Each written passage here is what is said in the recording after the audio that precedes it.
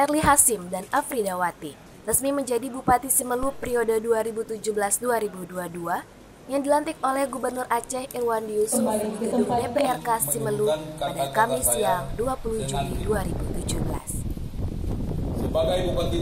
Di depan ratusan elemen masyarakat serta Muspida Simelu, Erly Hasyim dan Afridawati menerima sumpah jabatan yang langsung dipimpin oleh Gubernur Aceh Irwandi Yusuf.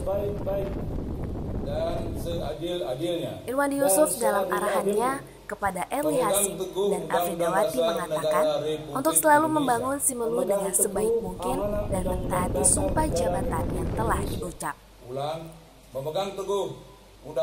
Usai pelantikan, sekitar pukul 12 waktu Indonesia Barat, Gubernur Aceh Irwandi Yusuf menuju pendopo Bupati Simelu dan selanjutnya bersambung dengan acara kenduri Irwandi Yusuf yang bertempat di posko relawan Irwandi Nova di kota Sinabang.